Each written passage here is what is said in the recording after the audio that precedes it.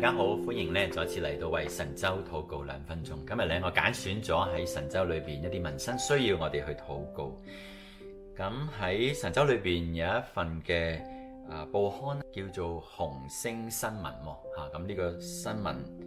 係一個數碼嘅媒體啦，咁都幾受國內嘅年青一族嚟到去歡迎嘅。咁呢個新聞係咁講啊，原來喺2024年嘅7月咧，有一個未滿16歲嘅少年罪犯遭到同監區嘅3個罪犯多次毆打致死。咁呢3個人被控故意傷害罪啦、破壞監管秩序罪。3個被告擔任管教所裏邊一個監區嘅班長、監督同埋室長嘅，藉住培訓管理新入管區人名為名，反覆對呢啲受害人多次毆打、體罰，並且限制佢哋飲水同埋去廁所嘅次數，以致到受害人暈低啦，經送院搶救無效就死亡啊！同時被告亦都借故毆打、欺凌、體罰同埋同一個監區另外10個服刑嘅人員嘅。咁案件已經喺近日一審宣判，咁3名嘅被告人分別係被判死刑，就緩期2年執行、無期徒刑同埋有期徒刑16年嘅。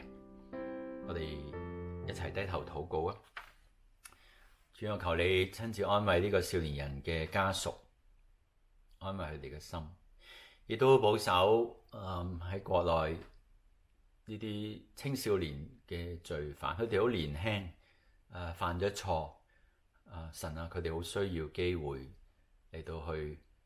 再悔改去回轉，求你俾佢哋機會，求你讓佢哋嘅心真係願意去回轉，亦都特別去幫助而家神州裏邊嘅家長們，佢哋自細希望灌輸俾呢啲年青人嘅並唔係一啲功利主義或者係向錢看等等，乃係能夠至少就教佢哋行應該要行嘅正路。我哋同心嘅禱告、仰望、交託，奉耶穌嘅名，阿門，阿門。神州最需要嘅仍然係福音。我好深信，如果家長信耶穌，以聖經嘅標準教導下一代，佢哋就會行當行嘅路。我哋繼續為